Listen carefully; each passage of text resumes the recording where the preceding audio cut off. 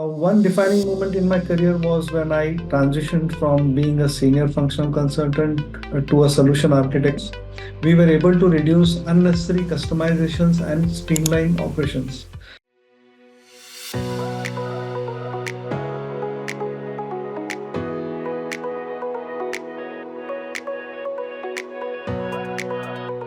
Hello, everyone. Welcome to FaceTime with Leaders, a podcast series by Directors Institute, World Council of Directors. I am Smith, and today we have the privilege of speaking with an exceptional leader and a distinguished figure in the field of program management and solutions architecture with a remarkable career spanning over 2 decades. Currently serving as the Associate Director at Cognizant, it's my pleasure to introduce Mr. Rakesh Peerannawar to the podcast. Hi, Mr. Rakesh, and welcome. Thank you for joining us. Thank you so much for the warm welcome. I'm truly honored to be featured on FTWL platform that provides leaders with opportunity to share their experiences and insights with the wider public. It's a privilege to be part of a conversation that can inspire and guide you others on their professional journeys. I'm looking forward to our discussion today. We're looking forward to learning so much from you as well. So let's just quickly start.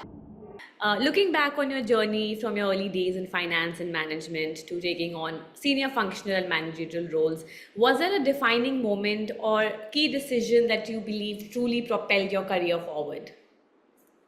Certainly. One defining moment in my career was when I transitioned from being a senior functional consultant to a solution architect and program manager. This shift occurred when I was leading a particularly complex ERP implementation project. The success of this project required not only deep technical expertise, but also strategic thinking, leadership, and effective stakeholder management. This experience taught me the importance of balancing technical skills with management capabilities, and it set the foundation for my subsequent roles in large scale digital transformation projects. The lessons learned in that project still guide my approach to leadership and problem solving today.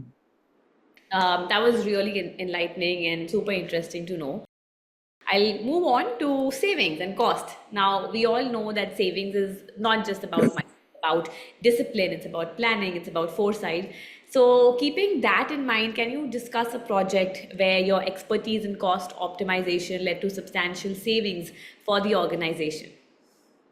Yes, in my current role as a associate director at Cognizant, I led a major implementation project that had a significant impact on cost optimization. So by implementing meticulous changes and configuration management processes, we were able to reduce unnecessary customizations and streamline operations. So this approach resulted in a 15% reduction in overall project costs.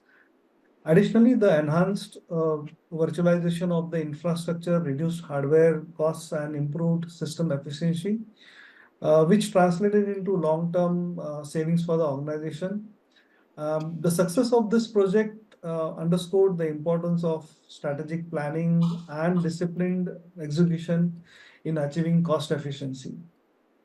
Your expertise in cost optimization is evident, and the way you've implemented discipline planning and foresight to achieve substantial savings is also very commendable.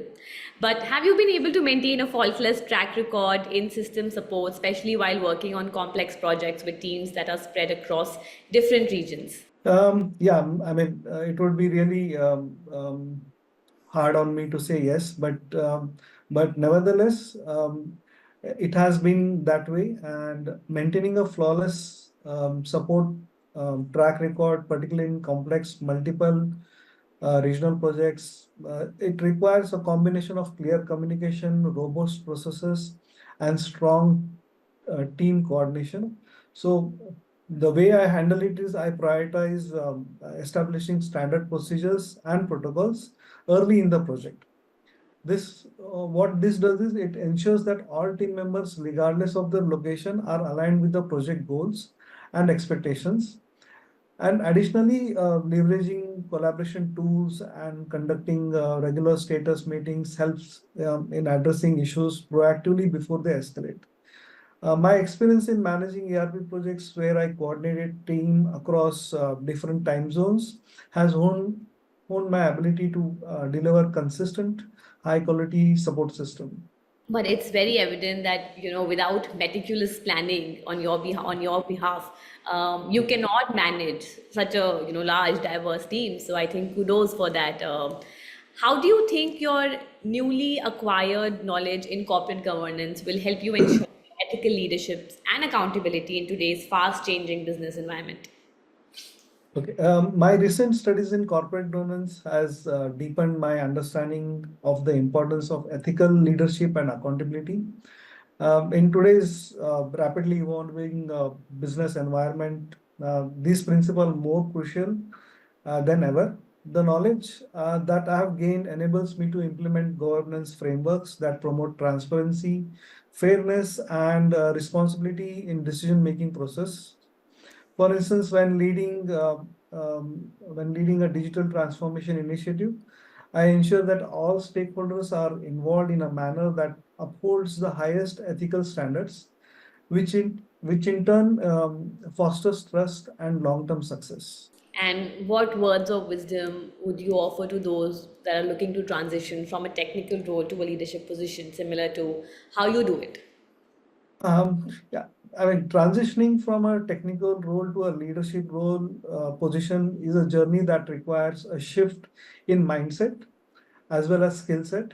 So my advice is to focus on developing soft skills such as communication, strategic thinking, and team management. These skills are just as important as technical expertise in leadership roles.